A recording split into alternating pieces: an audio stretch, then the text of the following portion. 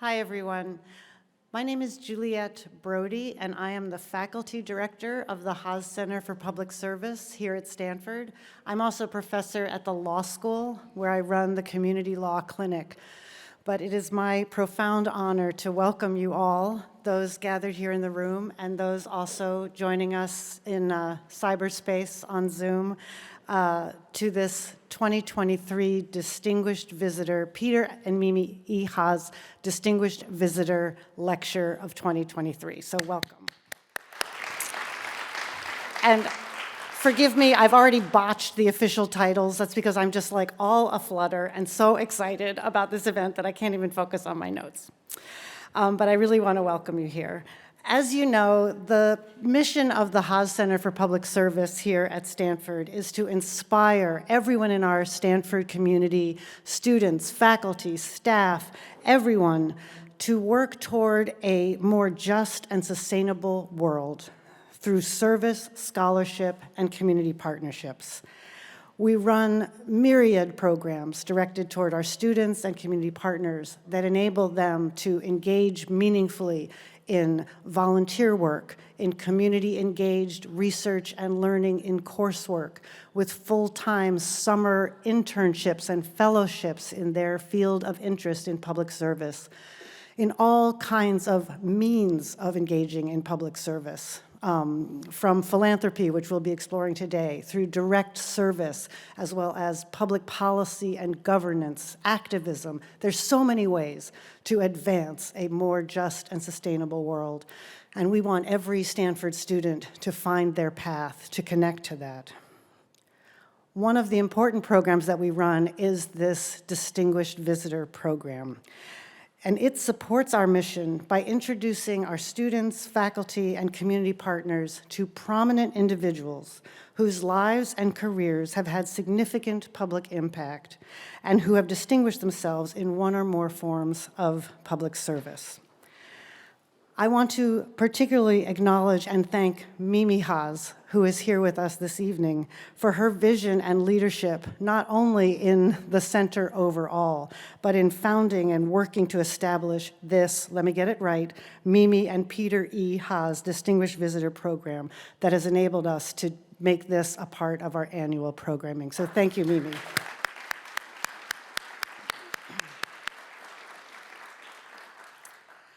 My job really is to get off this stage as quickly as possible so that you can hear from the amazing conversants that we have gathered.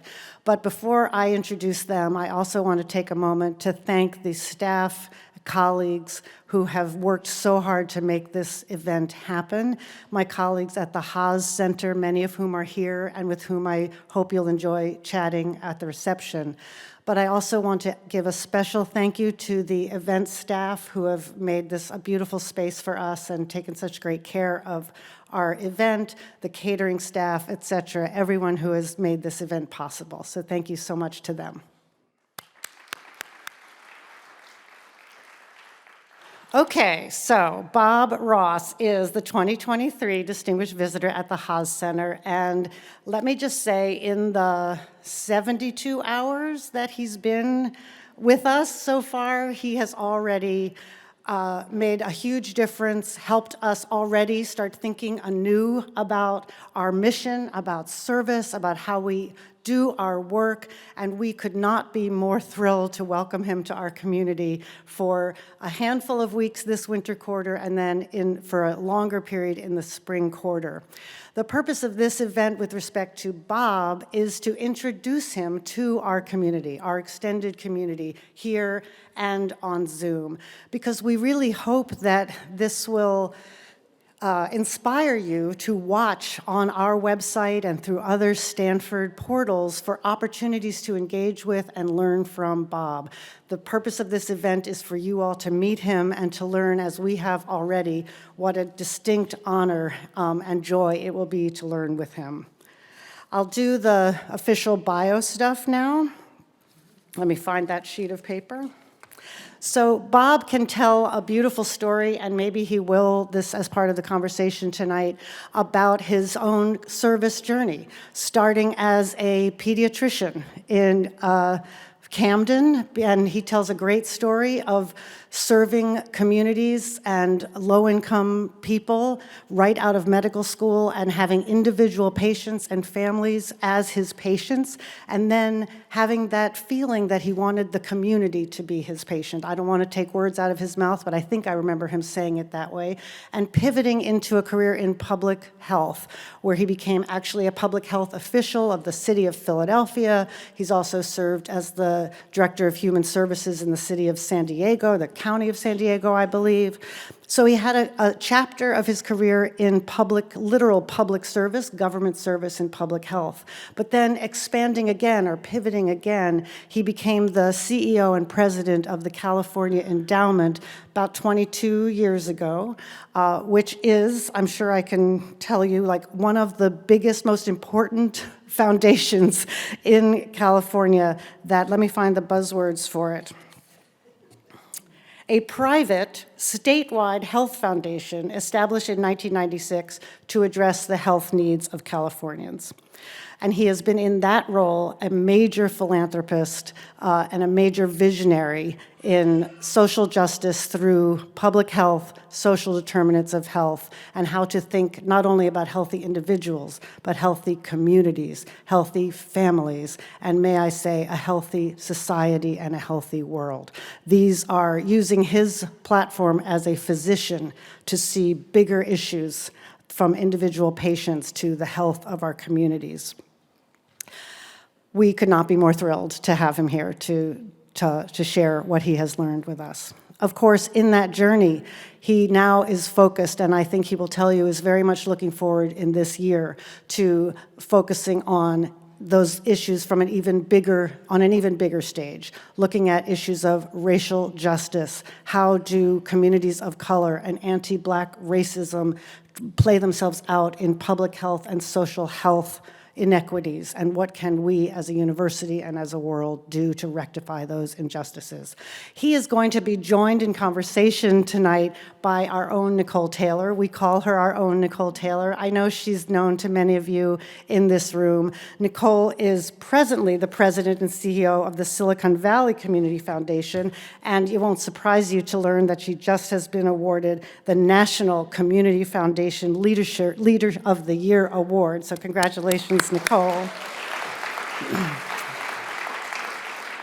But Nicole went to Stanford. She started as a school teacher in Oakland and has spent her career in both the spaces of higher ed. She was a dean at Stanford for a time of community engagement and diversity.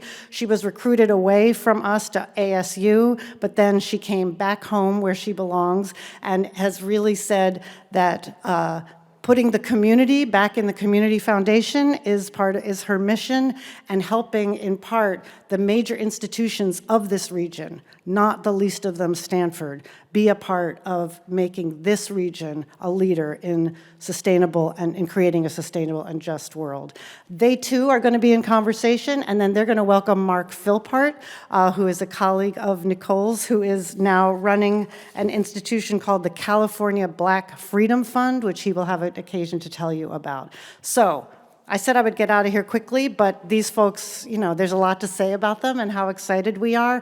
Please come up and join me now in welcoming Bob and Nicole, and Marc will come up in a little bit.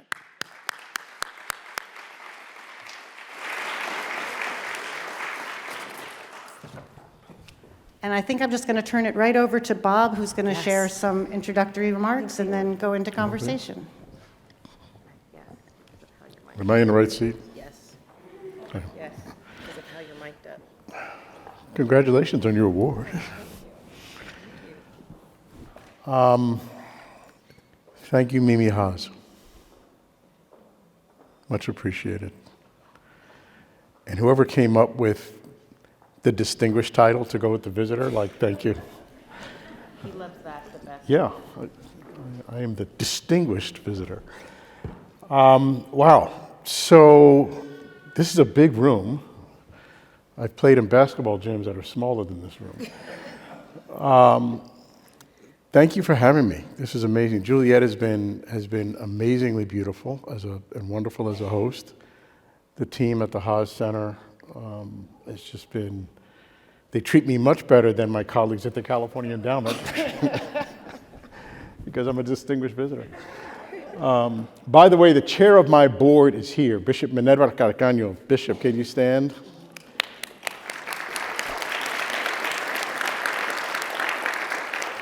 And you guys see the colors we're both wearing here, right? Okay. Well done. I didn't want that to go unnoticed. I have a couple of staff, former staff, that are here that were with me when I joined the California Endowment. And I want to give them a shout out because these two white chicks taught me about philanthropy. And they are Marion Standish and Laura Hogan right there. Stand up. They were the one, you know that expression, it takes a village? It takes a village to raise a foundation CEO, and those two, I'm going to share some thoughts, Nicole, about my 20-year perspective about philanthropy and the role that it should play in civic society in this nation, but the fingerprints of what you'll hear from me was contributed to by those two women and others who patiently supported me while I was at the California Endowment. So thank you for that. And then Nicole is amazing. She has put community back into Silicon. She's already done what she was supposed to do, and now she's going to do more. But you've been just amazing. You. Congratulations on your award, Nicole. You. Thank you so much, Bob. So I'm going to give you the mini version of the career path. And I say that, how many students are here, either graduate or undergraduate? Not that many, but a few. And I often like to tell this story because a lot of times when people get in positions like we have, Nicole, the question you get from young people is, how did you do that? Here? How did you get to that, yes. right? And just like you, and I know enough about your story, you know enough about mine, it was not planned. No. Right? My advice to students and my children, but my children don't listen, but at least my advice is to students, is the perfect job is three things in combination, right? One, you're passionate, like completely passionate about it. Passion is everything. Okay? It starts with passion, right? Secondly, what's your gift? We've each been enabled with a gift, or some people have more, right? And what is your gift? What's special and unique about you that is powerful and compelling? And then thirdly, what does the world need? And when those three things come together, that's the perfect job. Now, the perfect job may change over time, right? But it begins with passion. And so what Juliet was describing was I was passionate about being a practicing pediatrician in Camden, New Jersey, and in North Philadelphia. Coincidentally, when the crack cocaine epidemic hit. When the crack cocaine epidemic hit the nation and inner cities across the country, all of a sudden, poor people could buy cocaine. Before crack was invented, poor people could not buy cocaine. It was too expensive. It came in a powdered form. You had to have at least $100 or $200 in your pocket to buy it. And some evil genius created crack, and now you could get a hit of crack for $5. And so, crack cocaine is a highly addictive, very short-acting, intensely euphoric drug that is capable of giving someone a passport out of their misery for 20 minutes. But the problem with crack is then you need it again, and you want to taste it again and again and again, and that swept the nation. And it swept the community I was serving in Camden, and part-time at a clinic in North Philadelphia as well. And Camden, New Jersey was not exactly a neighborhood of nirvana when I got there, but when crack hit, it just blew the lid. So domestic violence, child abuse, gun violence, teen pregnancies, STDs, HIV/AIDS, gonorrhea, syphilis, low birth weight, everything just blew. Right? And as a practicing pediatrician, I'm watching the impact of this drug introduced to this community that is an antidote to their hopelessness. Right? and how it impacted my practice and the community I was serving, and how it impacted my ability to be a healer in this community and for the families. And so that was the burning bush for me. I mean, I loved the practice of pediatrics. I was passionate about doing it. But I knew it was sort of the impact of crack as an introduction to the social determinants of health. But secondly, the thing that pissed me off was the nation's response to it. The criminalization? The criminalization. Okay? We basically criminalize mostly black and brown people for being hopeless and being addicted to drugs. And the nation's response was 3 strikes and you're out, and a massive increase in incarceration. The incarceration superhighway just opened up everywhere. Didn't matter where you were in Arizona, California, Chicago, New York, Camden, New Jersey. The nation's response was to criminalize. And so here I am watching both the impact of crack cocaine in the community I served, and I'm watching the nation's policy response. And my reaction was, WTF? What is this? Are we not a nation that's better than this? And I became interested in public health. It wasn't clear to me at the time, but I became interested in the idea that a community could be my patient and not an individual or even a family. Led me to public health, led me ultimately to the California Endowment. In summary, since then, in my 20 years at the Endowment, we've been with a very patient board of directors and a great staff. We've embarked on a frontal assault on the social determinants of health, and a patient one, where we have learned, as Brian Stevenson from the Equal Justice Initiative likes to say, we've learned that being proximate to the pain of injustice through those that are experiencing injustice directly is the best source of strategic wisdom about what to do with our money. Okay? We can give you examples of that. Does everybody know what he means when he says social determinants of health? Like, who does not really understand what that concept So is? 80% of our life expectancy has nothing to do with healthcare, which kind of sounds shocking to hear, but that's what I didn't make that up. The CDC and the data tells us that. And it's all the stuff, the quality of the neighborhood you live in will have an enormous impact on your health status, because life expectancy and quality of life and health and longevity is structurally mediated. It's not because you're a good person or a bad person, a lucky person or unlucky person. It's structurally mediated for the most part, right? Quality of schools, jobs, housing, all of those things. And at the Endowment, we embarked on a 10-year campaign, which we're extending in a different form, called Building Healthy Communities, where we picked 14 low-income communities across the state and said, okay, we're going to listen to these communities and engage them about how they view a healthier community and what needs to happen. And so what we did was we embarked, Nicole, on an approach that centered place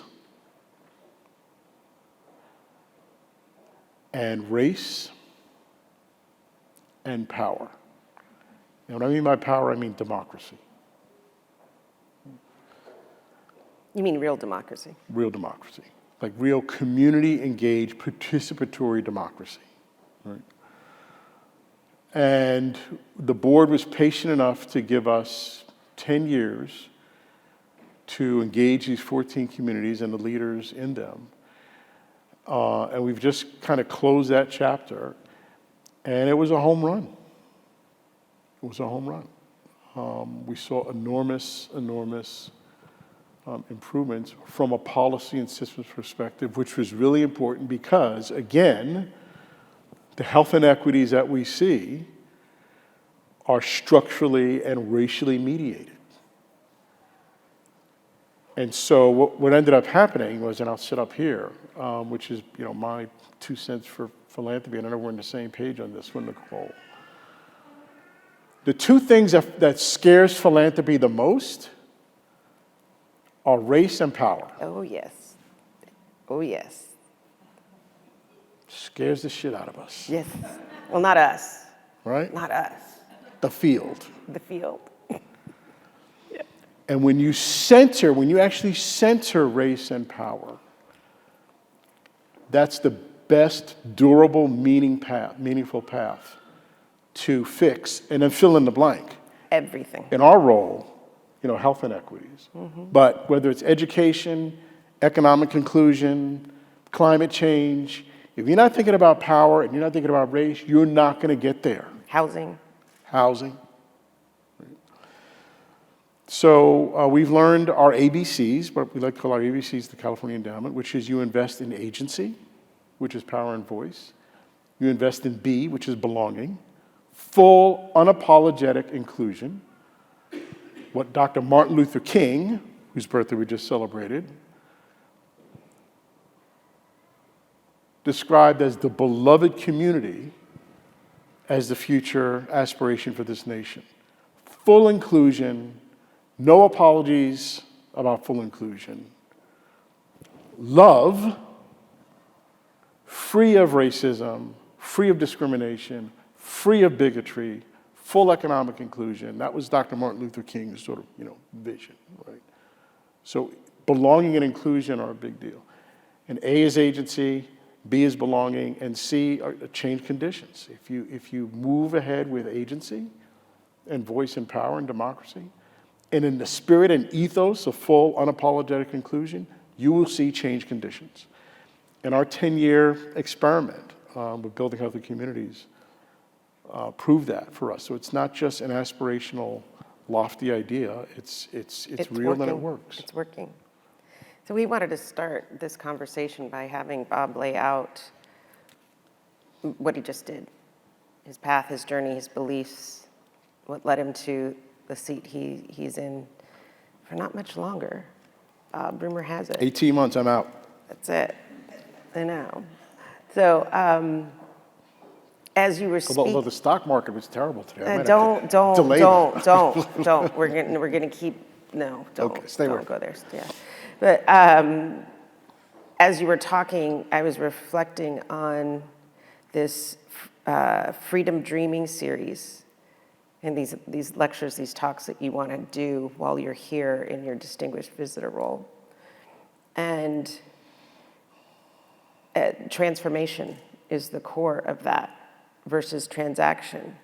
Because in our field in philanthropy, you can take everything that Bob Ross just said and be completely transactional and not move the needle.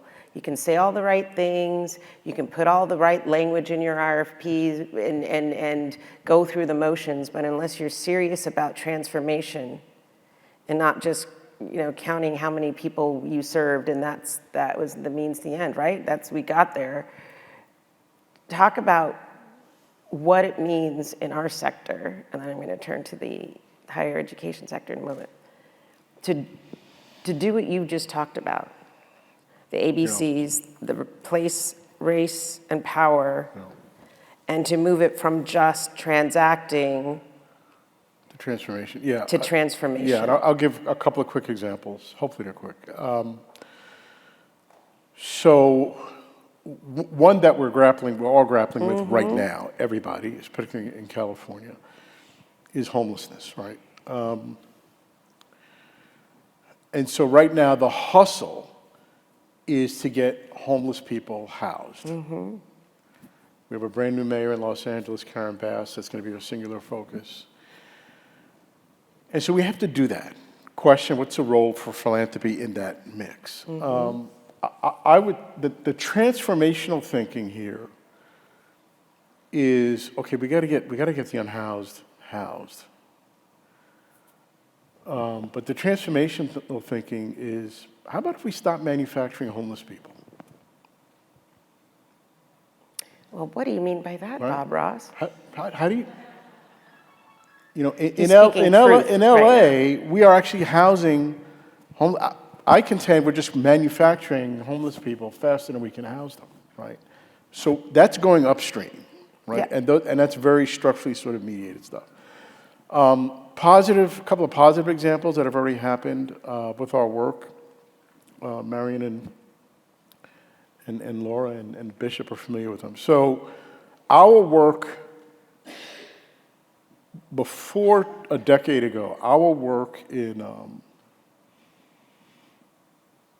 the justice system as a health foundation was to provide grants either to community organizations who were working in the jails or in juvenile facilities, or to county probation departments to help young people in the hall get mental health services.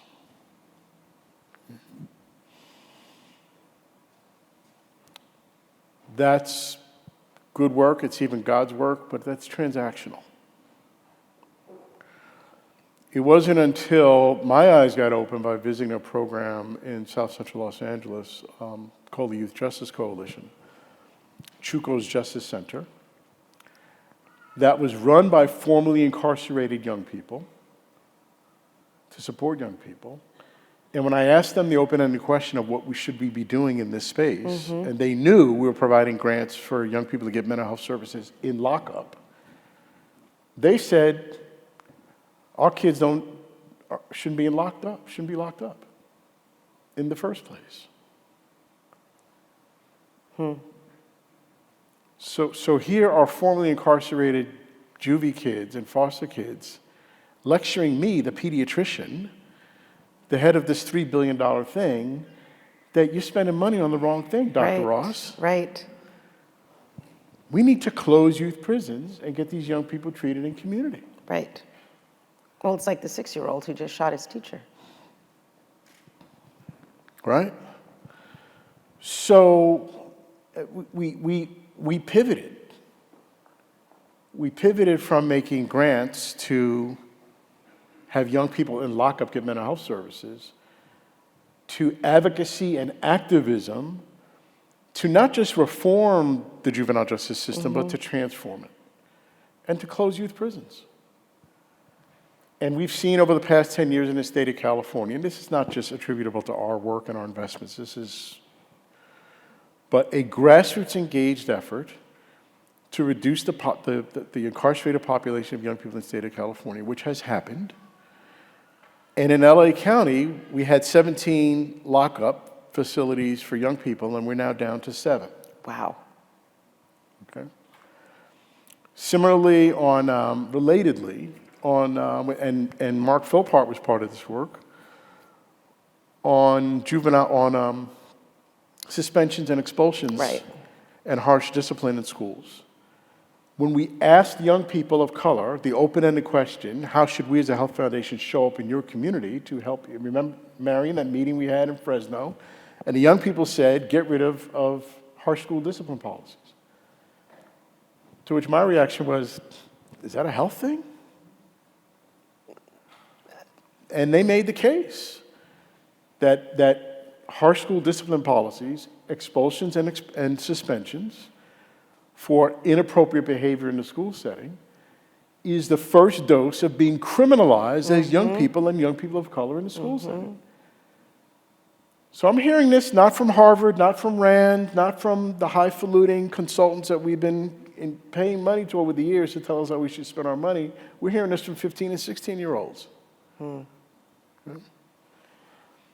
And so after that meeting, we looked at the data. Remember, Marion? We started looking at the data. What was the school suspension thing? What's going on here? And they were right. It was an epidemic nationally of school suspensions, disproportionately affecting, there's the race thing again, black and brown kids. Yeah.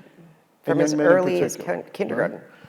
And so we invested in a campaign, Marc Philpart, Policy Link, thank you very much, as a partner, to have young people assert their voice around harsh school discipline policies and to talk to school boards and city councils and state legislature about reducing harsh school discipline policies and replacing them with positive support Yeah. right? Restorative justice. Restorative justice, right. And mental health Right. supports. Right. And so after 7 years of that, school suspension rates are down in California by more than 50%. That means more brown and black kids are staying in Okay. classrooms. So that's an example Right. of being proximate to the Right. pain of injustice. And the last shift I'll say, and then I promise I'll shut up.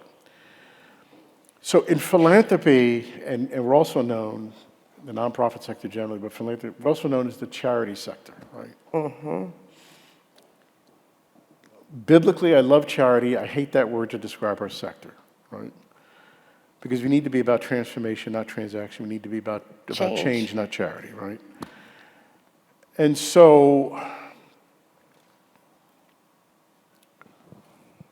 when I was asked to be part of a briefing for the Pope's advance team when he came to the States in, I don't know, what was that, 2014 maybe? Mm-hmm. And the Pope was in a meeting. It was his chief of staff was there, and he greeted a group of us who were helping them plan the Pope's visit. And it's about 8 or 10 of us. Half of us were foundation presidents, and the other half were nonprofit leaders. And the Pope's chief of staff opened the meeting by saying this. He said, the Pope really appreciates what you do because he believes that communism gives you equality without freedom, and capitalism gives you freedom without equality. So thank you for what you do. I was like, well, damn. I think that's what we do. We're trying to make this thing called capitalism work for people and work for families. And work for everybody. And work for community. And work for everybody. Right? Yes. And I hadn't heard our sector kind of described that way. Mm-hmm.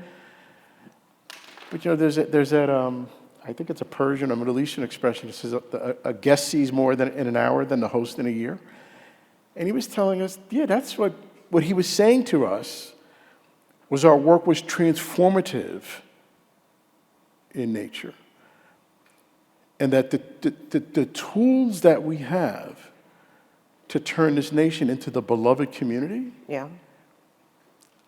are actually democracy and capitalism.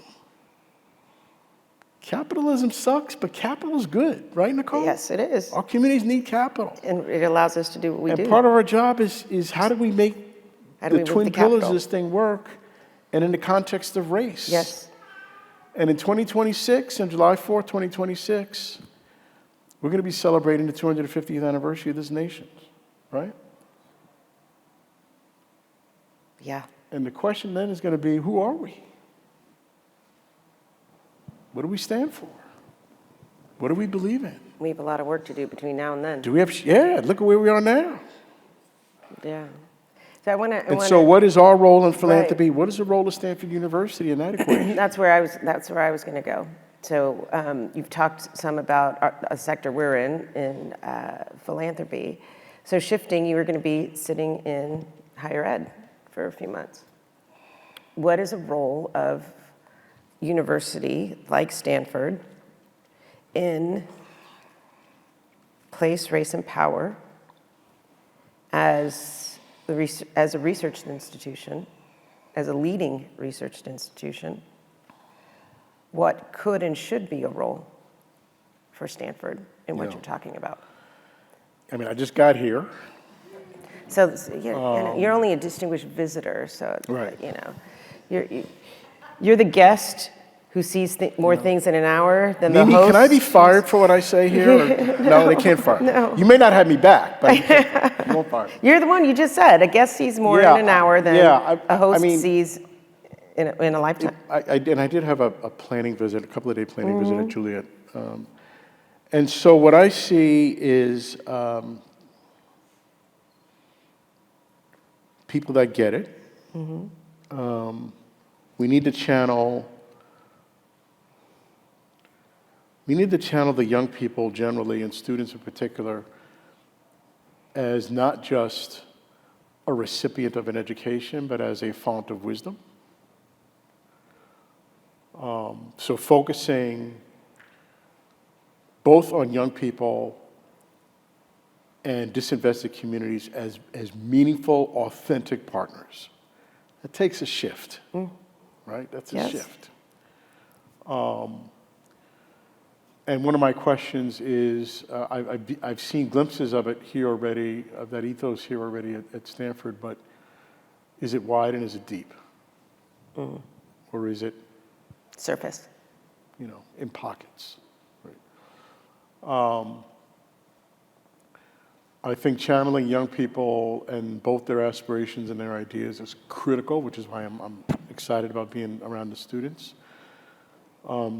People named Chavez and Dolores Huerta and Martin Luther King and John Lewis and Abernathy and Stokely Carmichael and Rosa Parks and Diane Nash, they were in their 20s.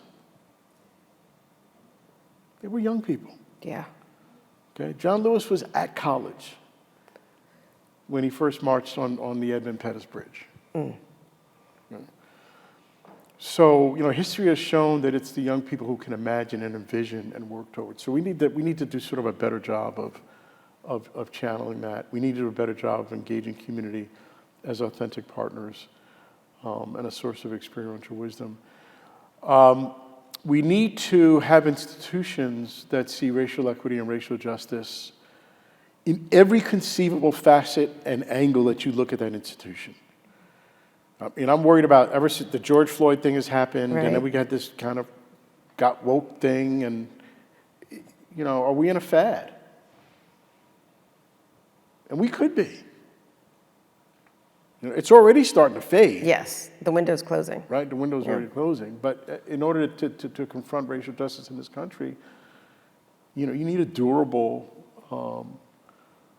Martin Luther King was shot 55 years ago. I mean, that's how long we've been in this, right? And so one of the questions I'll have, Juliet, for Stanford, is, okay, I'm hearing good stuff about racial justice and racial equity. Does it live and breathe, and can I see it and touch it and feel it and experience it no matter how I look at Stanford? Faculty angle, Whatever. postdoc, doc, students, med school, law school, How first you- year classes. How you spend your money. We have $4 billion, y'all got $40 billion.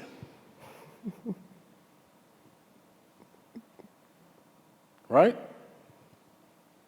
How do you invest your money? Who's investing the money? Who's investing money? By the way, I looked up this number. Did you know this number? If you added up all the endowments, in university endowments and foundation endowments across the United States, you know what that number is up to? No, I don't. $2 trillion.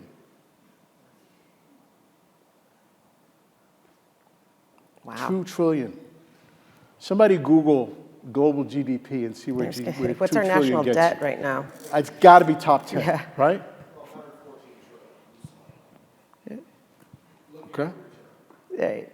So, imagine if every university endowment and every foundation endowment were more focused on the deployment of capital in underserved communities and mission and impact investing, right? Which, we both Yep. have been Yep. in that struggle.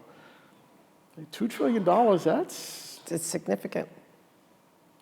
I want to bring up Marc in this because Black Freedom Fund. I know. So when Bob and I talked, when Juliet approached me to be in conversation, which I'm not really in conversation because he is who he is, right? I enjoy listening to him as much as you all do. He said, he wanted a living, breathing example of the work that he's tried to embody and he's tried to embrace and has funded and championed. And you led. Well, and so Marc Philpart, come on up, Marc. So Marc is the executive director of the California Black Freedom Fund, which we launched in June of 2020. Yes, it was right after George Floyd's murder. And we were going to raise $100 million fund for 5 years to invest in She's power saying building. we. She means she. Nicole was the visionary. And so, Nicole, was- can you, because actually, I'm not sure I know this story. Can you just, before we turn to Marc, Yes. because as far as I know, you were the visionary roadrunner on Energizer Bunny, on Black Freedom Fund, and the idea of it. How did that happen? Well, so it was Latifah Simon, who at the Okay. time was the Akhenaten Foundation. She's now with another fund. And African American yes. philanthropy executive. Yes, and leader, sits on the BART board. She's activist leader, and she's the kind of person when Latifah asks you to do something, you do it. There were a number of us in a conversation, CEOs that are heads of foundations and we're committed to equity and race and equity in this state. And we were on a phone call shortly after George Floyd's murder, and they're like, well, we should do something in California. We should do a fund. And we're all like, that's great. So just, you know, these are our peers, and we're all on this call, and we're like, yeah, we should do something. They're like, we should do like a $10 million fund and give it to like Black nonprofits. And I was like, we are in California. We are the economic engine for this country. And it's $10 million, and Latifah had called me the day before, and she said, if we do a fund, you should do it, because most of the funds right now are being driven by Black male leaders, and we need a Black woman leader to lead this. And you can do it, people will follow you, you should just step up. So she gives me this call. So that next day on the call with all of our peers, Latifah's like, well, Nicole, I said, yeah, we will house the fund. We will manage it, we'll help raise the money.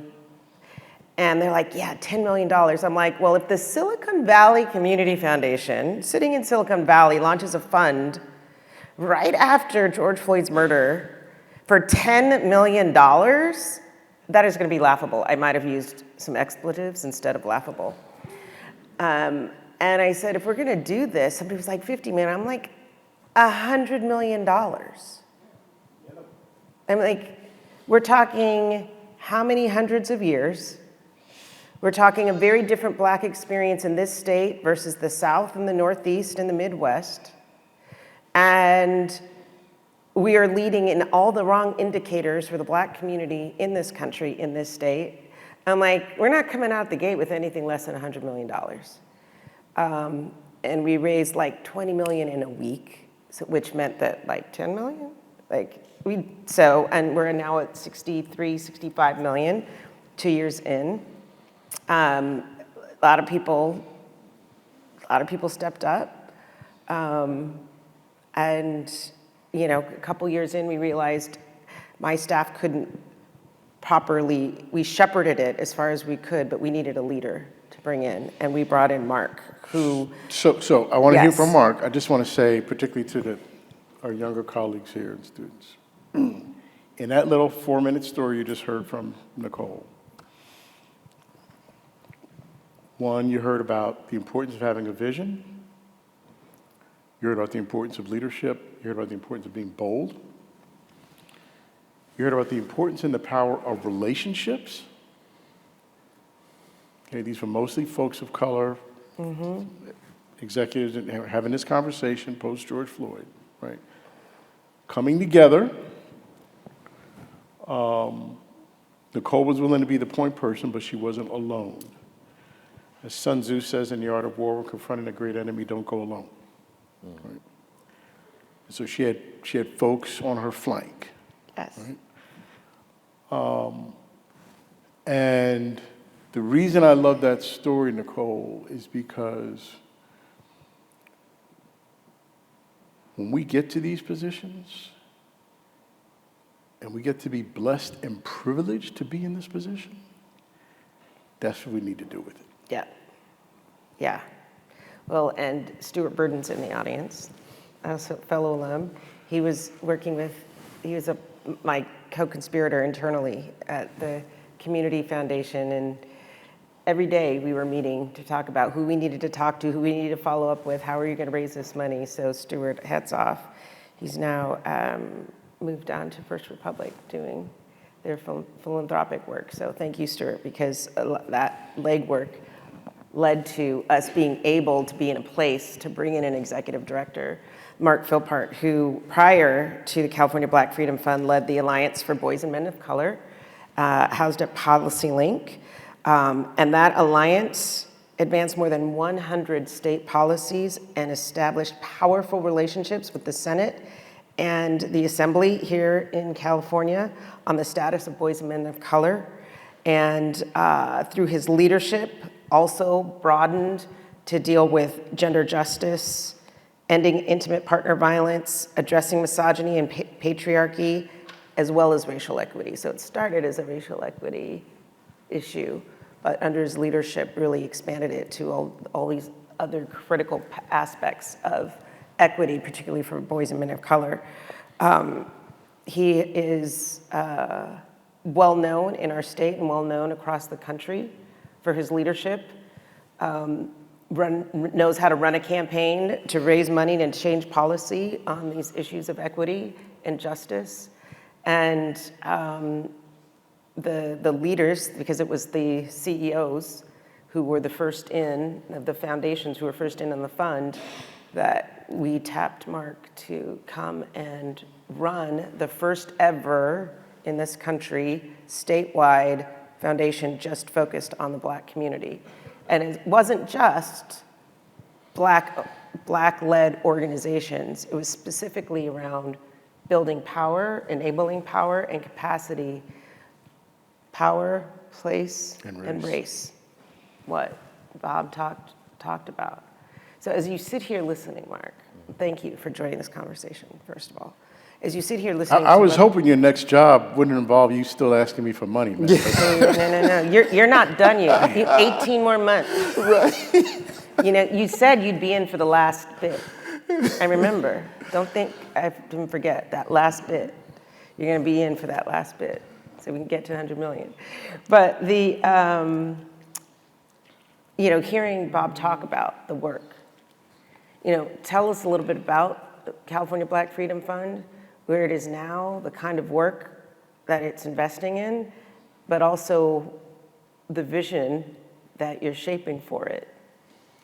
Sure, and I'll just say, this is such a delight to be up here with you both. Dr. Ross, we've worked together over the past 10, 11 years, and just see this next phase of work with the California Black Freedom Fund as an extension of that.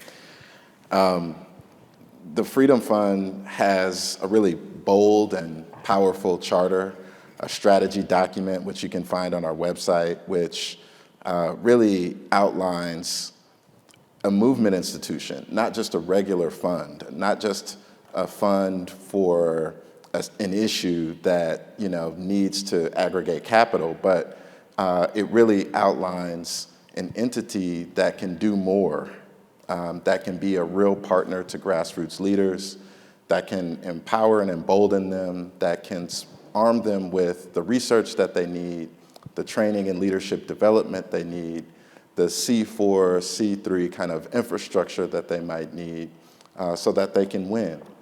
And that is really the exciting thing about the Freedom Fund, the vision for it that really extends beyond traditional philanthropy, and that really is about ensuring that philanthropic institutions, traditional institutions like Silicon Valley and the California Endowment, can leverage their capacity to strengthen it, but that it is more nimble and flexible so that it can do other things. And so part of what we're working towards now is really outlining a strategic direction, and we're really focused on democracy and civic engagement as a focal point.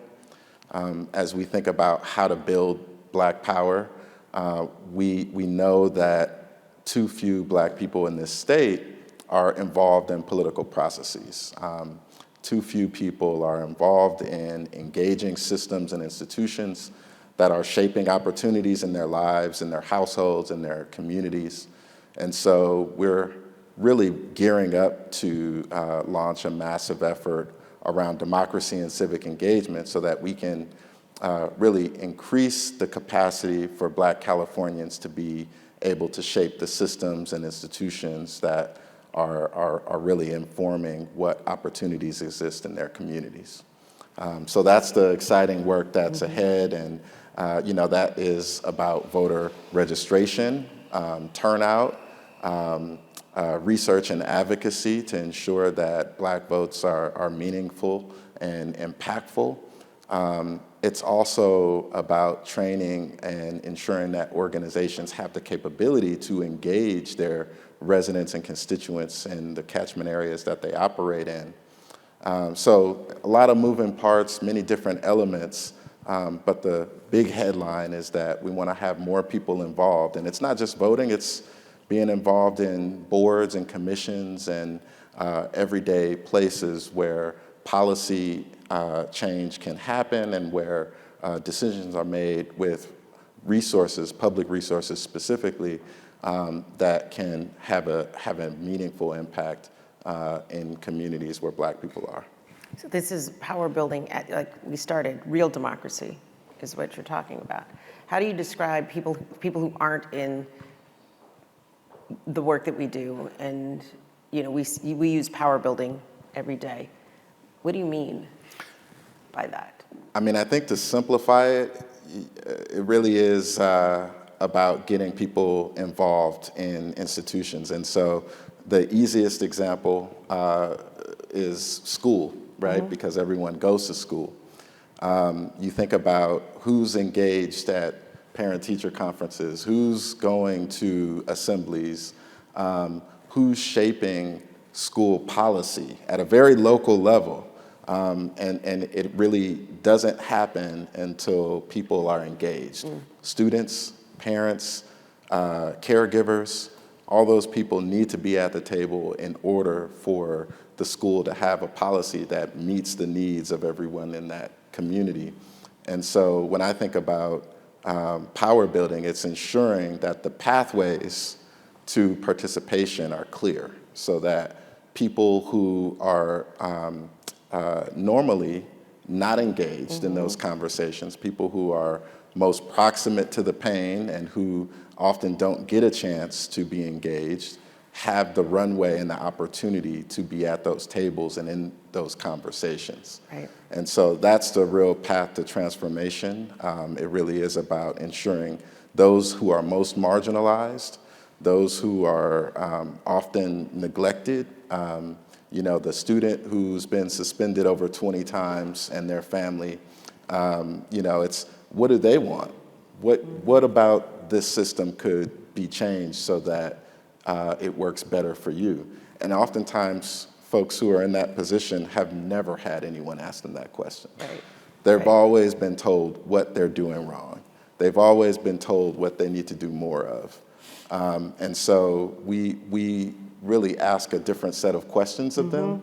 What's happened to you versus What you need to do. what you need to do, exactly, So, Or when to show up. or Because we only operate between these hours, so you need to show up when we Right. operate, and then do what you need to do more of that, right? Regardless of what your life looks like. Right. So- Hey, Marc, can you speak to one, and I hadn't thought about this until I was listening to you describe this. PolicyLink, in your time at PolicyLink, I think, did as good a job as anybody I've seen across the country on multiracial, multi-ethnic, cross-coalition work. Black, brown, indigenous, Asia Pacific Islander, LGBTQIA. And so now you're running a Black Freedom Fund. And I'm just wondering how you think about the work of the Black Freedom Fund in the context of multi-ethnic and multiracial coalitions. Yeah, it's a great question. And, the way I see our work and being, running a Black initiative in a state like California is unique. And what I've learned in my experience with the Alliance for Boys and Men of Color and the work at PolicyLink is that multiracial solidarity is a precursor to really achieving anything significant in this state. So if you want big change, you have to be in solidarity, you have to be in partnership across racial groups. But so often when I would be a part of those conversations, the Black community didn't have the requisite capacity to engage. There wasn't a voice or a representative from an organization serving that community to be in those conversations holding a perspective. And so it was really difficult to kind of hold a broader container and know that the constituent parts weren't all equal and weren't all being supported in a way to where they could participate. There's a saying, you can't come to the table with an empty cup. And so I see my role now as really trying to fill the cup for the Black community and ensure that we can be a real partner, because there are so many opportunities to be in partnership with our API brothers and sisters, our Latinx community, our indigenous community, but without the capacity, it's really hard to step into that vision. And so, the way that I'm situated now is really kind of looking back into our community and trying to prepare us to be at the table with that set of leaders who are willing to push some transformative change in our state. Right. So, you as a statewide organization and funder, how did you all think about the multiracial, multi-ethnic coalition building and understanding the need to support each of these communities, and in this case, the Black community, so that they had the capacity to even come to the table and collaborate and partner, because many are just holding on. Yeah, and I think that's the next, we have a lot of challenges. Among them is the we, who is we, right? And what we've seen, all I can say is when we did some of the best work we've done, that we've invested in at the California Endowment, was carried and embodied in multiracial, multi-ethnic coalitions. The school suspension work, Marc was part of organizing those young people coming to the state capitol and filling those hallways, and that was a rainbow of young people, including poor whites and tribal, right? When the Health for All work that we've invested in. And so I think, again, back to the twin challenges facing this nation, the future of democracy and the matter of race. Whoever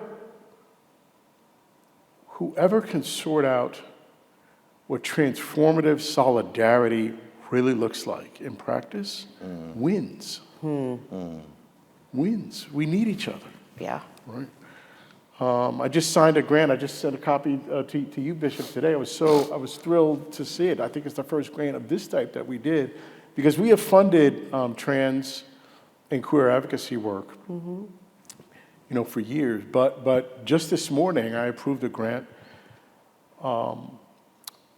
where a faith-based community organization in the Inland Empire, not in the Bay Area, not in LA, in the Inland Empire. Cope, Reverend Casey or Cope? Yeah. And it's a grant to his organization because that group of faith leaders is going to engage in trans advocacy. Wow. I was like, whoa, wow. That's cool. Yeah. Like that's the kind of bridge building we need to win. Right. Okay? We got a Supreme Court that we're stuck with. We are stuck with that court unless something, incredibly bold and wild happens.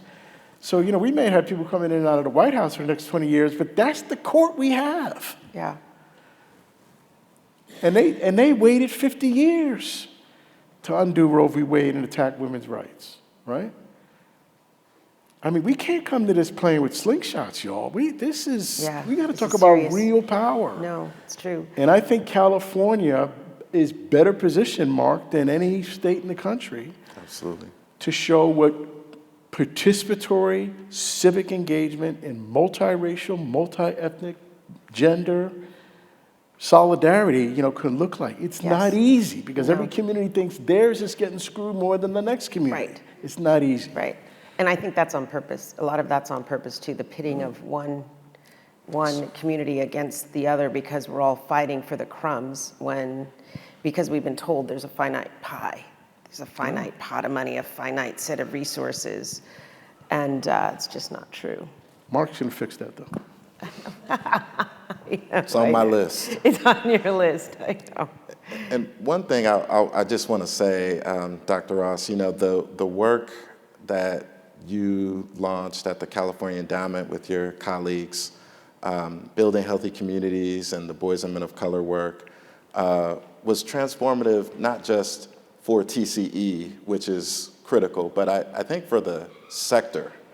For the first time, people are asking community organizations, people on the ground, what they want to do now.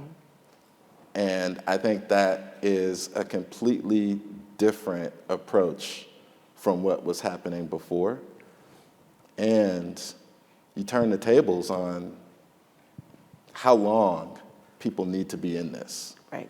And I think raise the bar around what people should expect in terms of how long it takes to change a community, a set of conditions. And I don't think that we should overlook that. I think that's really important learning because the policy work takes time. You mentioned willful defiance. We are still working to eliminate it as a practice. In schools. In schools throughout California. When we I started, don't know if people understand what that is. And then we're going to turn to questions. Yeah, willful defiance is a category used for suspensions that is not necessarily objective or measured or triggered by a certain set of indicators, but it is a catch-all. It's a very subjective category that teachers, administrators use when they don't like a student's attitude, when they don't appreciate behavior, or when they're just done. They're tired. Yeah. And so willful defiance, at the time we started our work and our campaign in 2010 or so, there were over 700,000 young people being suspended in this category. As Dr. Ross mentioned, we've halved that number through a number of reforms over the decade or so. And so this most recent reform is sunsetting in this next year, and a lawmaker is carrying, at the request of community organizations, the bill that would extend it and actually eliminate the practice from the education code altogether. Yeah. Yes. So I say all that to say we're still in that fight. Transformation. But it's taken quite a while. Thousands of students doing lobby visits, doing rallies, doing education and work locally in their own communities, walking the halls in their school districts, also walking the halls in the Capitol. All of that work is part of the movement. And it takes time in order for you to achieve that. And it can't happen unless there are people who are committed to seeding that work. Seeding in patient capital. Yeah, we need to turn to questions, right? Yes, to questions, yes. Can I try one thing? Yes. But short. Okay, I'll do it really quick. So, because this is about transformation, and we always think about transformation out there, but how about in here, right? So, how many people here, if you personally were raised in poverty, raise your hand. Okay, keep your hand up. If your parents were raised in poverty, raise your hand. If your grandparents were raised in poverty, raise your hand. Okay? Now look around, right? So, I mean, we got a lot of problems with this country, but that's the beauty of this place, that it can work, right? Mm-hmm. But it only works. The reason you are sitting here in this room at the #1 rated university in the nation, used to be Harvard, ain't no more, it's this place, right? The reason you are here and privileged enough to be here in this space, in this place at this time, is because somebody in your family took the risk. Yep. Somebody, might have been mom or dad, might have been grandma, granddad, might have been an uncle or aunt, might have been 3 generations ago, whether it goes back to the Irish potato famine or the Holocaust, or your family came from Vietnam or Cambodia from that Holocaust, or black folks, you know what our history has been, undocumented. Somebody had enough transformational thinking in their mindset to take the risk so your ass could be sitting here at Stanford. That's right. I want you to sit with that for a minute. Because the question is, what are you willing to do? Somebody took the risk so you could be sitting here. So I could be sitting in this chair as the distinguished visitor, right? Yeah. And that's why, Marc, I'm glad you talk about transformation, but it's, you know, we throw stones at institutions. It starts with us, y'all. Yeah. What are you willing to do that falls in the category of risk to make this place a better place for your children and your children's children, right? Because somebody did that for you, so you could be sitting right here, right now. Yes. Awesome. Questions? Yes. This one right there. Springtime Latin funders are making hair. It's Apple iTunes guy. I'm the guy, my dad, my mom, and people took the risk, and we keep hiring, like the ones in the Barbary Coast. Is it donor directed? Is it investment? There's grants? Or it's a microphone. Sure. Hey, is the fund donor directed? Is it also does it also do grants, or does it also do investments? And what's the structure on it? On California your Black fund. Freedom And Fund. are you looking at the next growth goal rushes, things like tiny homes, micropads, the green rush industry, and others that are actually driving the alpha now that the stock market is in trouble? That's not for this fund. Other things, but not for this fund. Yeah. So maybe SVCF can answer that. Yes. Okay, so for the California Black Freedom Fund, we have 45 philanthropic institutions which have invested. And individual donors. But those individual donors have not, it's not donor directed, it's not, it's not an... Yeah. Yep. It's not an investment fund. It's not, It's a grant-making fund, right? Yes. So, and then there's a community advisory council that we started that sets the agenda in terms of 13 advisory committee members who we seek guidance from, a combination of community, philanthropic, and advocacy partners, leaders throughout the state who are well respected in their individual roles. I'm happy to talk to you more about it, but yeah, it's a... You could raise $200 million easy. We did it for the College of East Bay and other funds. We've done, I've done the first two. We got Monique Woodard her first 50 million. Sister you mentioned, our sister, our phone. We're the ones who kept her on the board when they thought they could get her off. right. And got rid of robots in San Francisco. Right. Power. Yes. Exactly. Absolutely. Yes. Thank you. Oh, sorry. That's okay. And then Good when back. evening. My name is Diane. I'm with the Youth Alliance, and I just want to say it's been a real privilege working and watching you work, Dr. Ross, and I think Marc said it well, that your work with the endowment's really transformative, and yours as well, Nicole, with the Silicon Valley Community Foundation. I just let them know that they are now funding us which is a big deal because we're in South Santa Clara County and we're always overlooked. So my question is that, during, as a Latinx-led organization and serving organization, we're in areas and pockets of deep disinvestment over generations. And during the pandemic, we were locked out completely of serving our community because of, we didn't own anything. We didn't own our building. We were sharing locations, neighborhood locations at school sites, and we had to serve our community by going to their homes, doing work in the park, opening up our doors as we could in our small space, and trying to get air filters, things like that. After that, because of the impacts that have been placed on the Latinx community, disproportionately, the risk of our young people with increase in suicide, drug use, violence, push-outs from schools, we initiated the Youth Rising initiative, where we're doing deep investments not only in young people, but also in place-based ownership. And we're partnering and looking at other Latinx organizations who are experiencing and have experienced the same thing.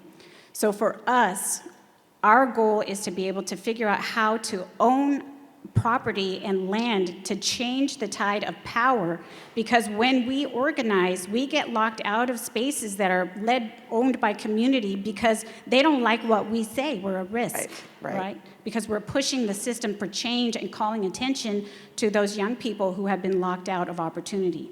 In Santa Clara County, there are 68% of, there are 35% Latino community kids in Santa Clara County. 68% are in the juvenile justice system. It is, and in Gilroy and Sal County where we work, it's disproportionately young Latinx women, of girls. So we know there's an issue, and I'm trying to figure out from you all, when we've talked to foundations like yourselves, but being as progressive and as wonderful and supportive as you are, what we come across often is that their funding is siloed in these little buckets, and they say, well, maybe you can get a grant here, maybe you can get a grant here, and we're just trying to raise, out of that $100 million, we're just trying to raise $4 million. So it seems really achievable, but we can't get into space unless we can raise that capital. So my question is, for you all, as you think about racial justice and power and land back and all of these issues that are so critical to the communities, for Latinx communities right now, we cannot serve more young people. We just simply do not have the footprint. How can you help us think through that process and think how we can better improve the opportunities to own land, to get capital back into these communities that have been locked out and disinvested in for generations? Do you have the answer to that? No, I mean, other than the philanthropic sector has a long way to go, and that's something that has been true since I first started in this sector. So it doesn't surprise me that you run into, the silos and having to piecemeal funding. Our sector is still not there. People don't understand general operating support to just give you the money so you can figure out how to best work with financing or give you the help in terms of working with financing, right? Being in Silicon Valley, I tell donors when they want to just support this one area of a nonprofit, just this one program. I'm like, really? So when you invest in a company, do you go to the CEO and say, I'm going to invest in just this one part of your company? No, you do your due diligence, you like the company, you see all that, you get it, you give them the investment. Oh, and you might also give them additional resources. You might sit on the board so you can provide additional perspective and help to the leadership. So if you do that with a private sector company and you expect a return and you want to over invest and deepen, just try to manipulate these nonprofits that are on a shoestring, why would you do that? I'm a little confused. Yeah. I'm a little confused. Yeah. Go ahead, Marc. I'll just say briefly, too, that one of the things about the California Black Freedom Fund is that our grants are unrestricted grants, primarily. And I think that's something that is important for people in the sector to also begin to adopt. I know some foundations do it, but it should be more common because that kind of flexibility allows for organizations to use resources for emergent opportunities and urgent priorities and things of that nature. The other piece is I'm really interested in what Weingart is doing and what Cal Wellness is doing around kind of leveraging all of their investments for their mission. And I wonder if, more foundations were kind of moving in that direction, whether, there would be more capital available for some of the things that you described. Right. Yeah, this is, thanks for your question. Number one, that's an example of transformational thinking, Right. right? To think about the work that you do from the standpoint of wealth and not a handout, right? So I commend you for that. Nicole is right. We're just barely catching up as a field on core operating, general operating support now. Wealth and land ownership is, boy, we're doing a little bit of that, but boy, we are way behind people on that. The field is way behind. That said, what you described is a winnable strategy. It's bold, it's transformational, but it is also winnable. And so between, maybe one of us can follow up with her offline, but there is a strategy to get you to the place that you want to be at. You are not crazy. Yeah, land trusts. Land trusts. Right. Yes. Land trust. Yeah. Thank you, and I just want to say thank you for that. And I could probably gather a group of Latinx CEOs and leaders together to meet with y'all if you'd like to talk about it, because we're ready. Just it's as long not as you just include us. some of these Silicon Valley There you go. corporate people and the president of Stanford University, and, Yes. Yes, Diane. There was one, yes, in the back.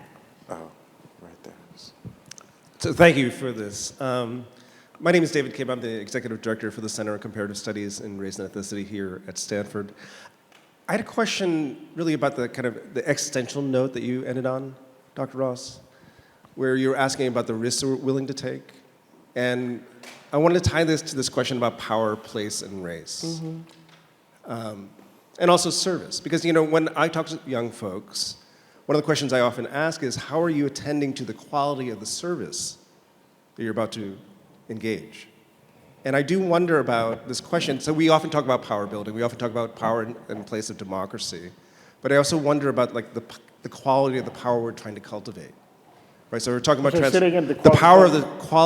quality of the power we're trying to cultivate. So if we're talking about transformational solidarity, we're talking about the beloved community, we're talking about being in having hearts for one another. I wonder about that question, what are we doing to cultivate those hearts so that the power that we promote, the quality of the democracy that we're advocating, feels like it comes from this place of deep solidarity, not instrumental solidarity, not transactional solidarity, but one that's actually fundamental to our flourishing, that responds to the kind of compromises to our dignity. So, and David's deep like this, so. Always, which I love. I love the question. I know. I don't have an answer for it. I know. I will say this. Among our grantee partners, there are folks who are doing that work. That deeper, transformational, bridge building, authentic, we work.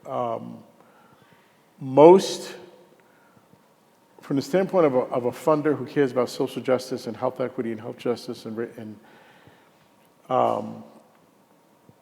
there is no shortage of folks who are asking for resources and grants and money, right? There are 25,000 nonprofits in the state of California with paid staff. At the California Endowment, we fund 500 to 600 of them a year. You do much more than that, and now the money starts getting not very, doable. So we're in no position, as big as we are, to solve the issues of the sector and the needs. That said, the question you just posed is the question. And that question is another area of work which didn't come up, but I know we all know about this.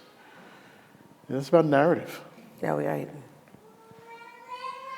Narrative as in, I'm glad the baby's crying just when I said that, because we are in bad shape on narrative. And narrative is the power of storytelling. What is the story of us? Do we have a story of us that brings us together, right, across difference? And there are folks that are doing this work. We can take that conversation offline about who they are and doing it. Rather, I said Matt James is here. He's been talking and thinking about narrative for a long time, longer than, when he was talking about it, it was like, man, what's he talking about? Now it's like the most important thing we have to do, right? Matt, you were right. I'm sorry. But yeah, I do think that's community wealth building, land trust, narrative change, shared narrative. That's the next iteration of work in philanthropy from my perspective. Can I just offer a brief thought about it too? In addition to narrative, I also think the path to that kind of transformative solidarity is through the risk that we take in forcing the change. I think that it may not be through service as much as it is through activism, as much as it is through the challenging of systems and the work that happens when you are at risk and in peril. We're in this season where we're commemorating Dr. King, and, he was arrested 29 times over the course of his life, and, led some of the most massive protest movements our country has ever seen. And, he painted this beautiful utopian picture of what society could be, and that's the narrative. But he also mobilized people. And through that mobilization, people felt differently about what they were in it for. And I think that's what we need to be striving for. Yeah. Was there two more? Great.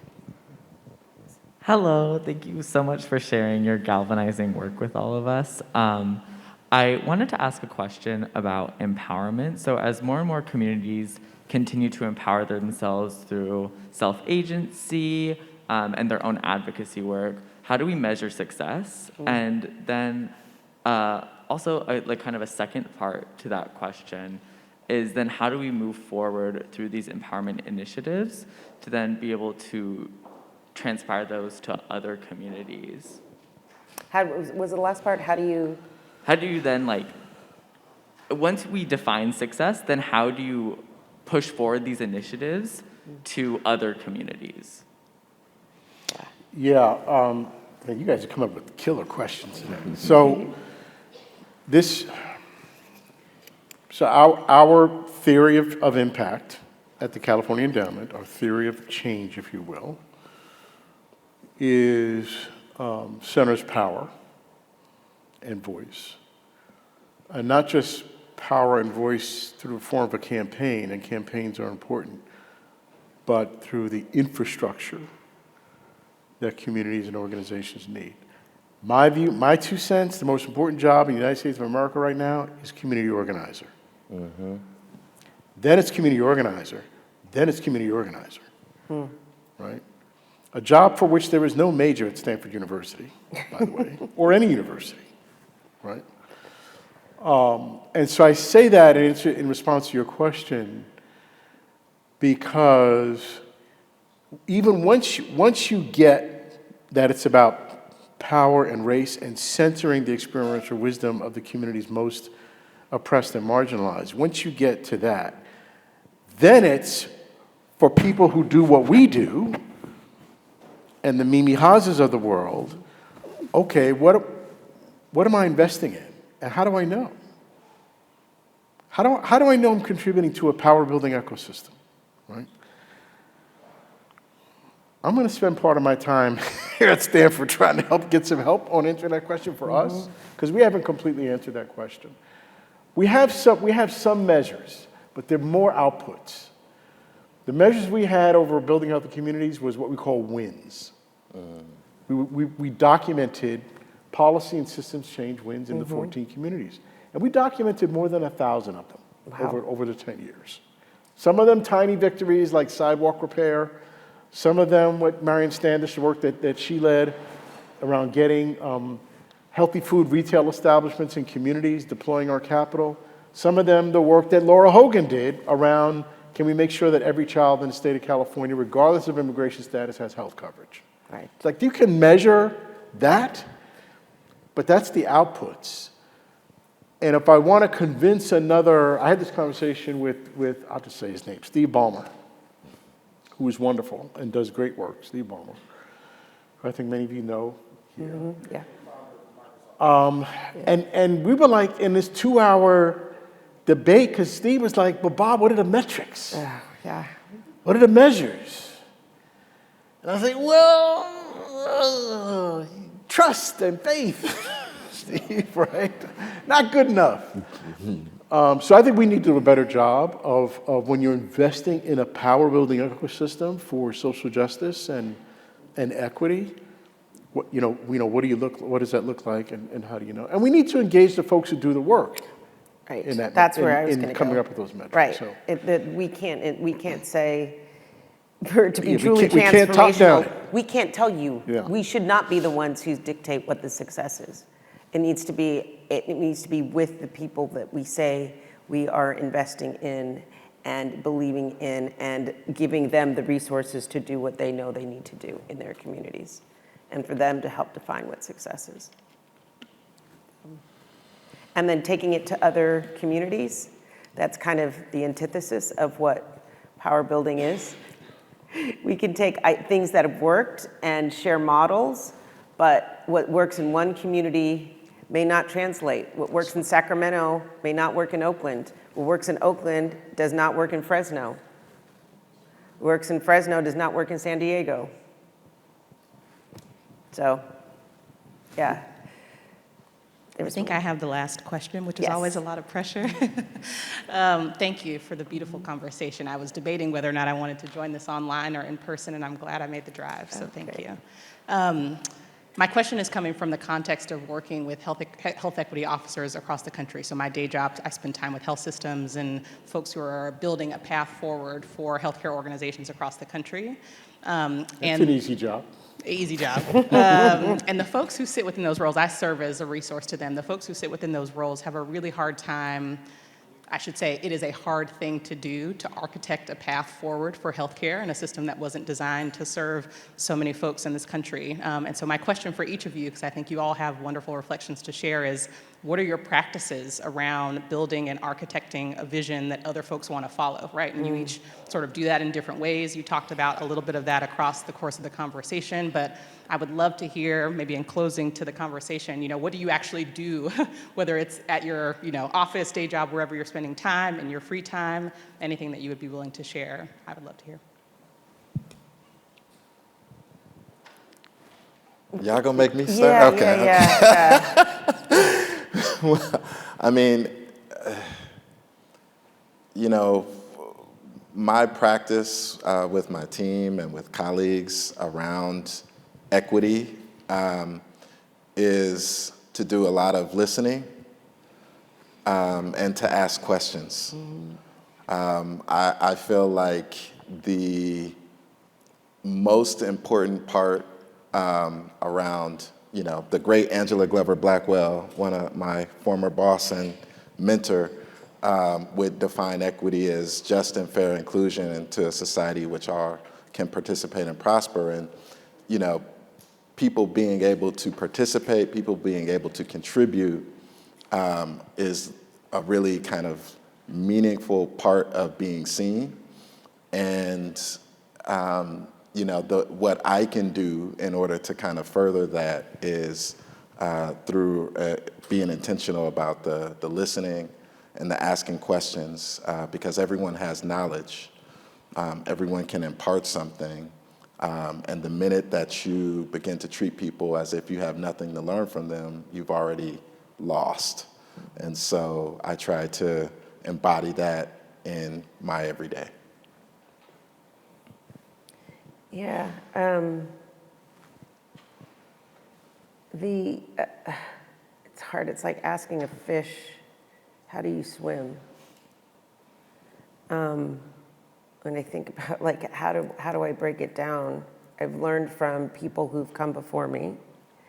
I learn from people who've come after me. I listen, I watch, but at the heart of it is, why are we here? I mean, why are we here? Why do you show up to do the work that you do every day? And we are all, Bob talked about the transformation that we each must go through in ourselves. When I center that and I bring that to the work that I do, and I have the people that I work with answer that question, then I find we see each other's humanity. We at least give each other some grace when we think about the work that we have to do, and that it takes all of us working together. But it starts with, why are you here? Why did you show up? Why are you all in this room today? What is it? And because we're in this room together, there's probably some common themes, there's some common bonds, and some things we all want to get done. And so let's get about that. Let's get about doing that. It's the best answer I can give you because it's, hard to articulate. Yeah, and in our world you're in, which is a tough one because you're talking about health systems. One thought, of the health systems you deal with, I don't know how many that number is, what the denominator is. Let's say it's 20. I bet that 2 or 3 are doing, maybe not everything, but something that embodies what you want everyone else to do, right? And so how you might be able to play a role in lifting that up, because the folks that are doing that may not recognize they're doing something transformational, but they are, right? And in the fields that we're in, whether it's philanthropy, academia, or health systems, we do have at least an interest in what the cutting edge looks like and what the leading edge looks like. So I would think about how you can kind of lift that up, right? And celebrate it, right? We were just in that library, Mimi, right? Looking at it. And there's like awards on the shelves, right? Best fundraiser, right? Lift that up. Right, as an incentive for folks to raise more money for Stanford. So I would do that. And then the last thing I'll just say again, I know our time's up. I went into this work, the building of healthy communities work, to see how we could transform communities. I got transformed. And it's to Marc's point and to Nicole's point, that's humility. That's being open with all of the degrees I have and all this distinguished stuff, like, that I'm capable of discovery. Just by listening. Right? So that audience you're talking about, there are a couple of leading edgers in there, but I would bet that there are folks who want to see transformation themselves and they're just maybe can't see their way through it. To the extent you can get your arms around that group, work with them. Yes. Back to Juliet. Wow. Mic drop. Thank you, Nicole, Bob, Marc, for sharing your incredible wisdom and insights that whether we're in healthcare or philanthropy or not, the lessons from this conversation, I know that all of us can take in our own journey to participating in making this world more just and sustainable. So I'm very moved to have been able to listen to this, and I want to thank you. Join me in thanking our conversants.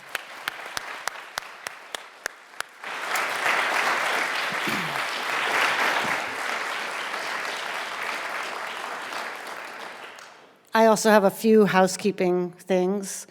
In thanking the staff and everyone who made this event possible, I neglected to include our beloved colleagues at the medical school at the Stanford School of Medicine, who are also co-sponsoring Bob's visit with us here, and many representatives of the leadership there that is involved are here, and I know they are just as excited as everyone else on campus to bring this conversation into the future healthcare literal School of Medicine at Stanford. So thank you so much to the School of Medicine for joining us in hosting this.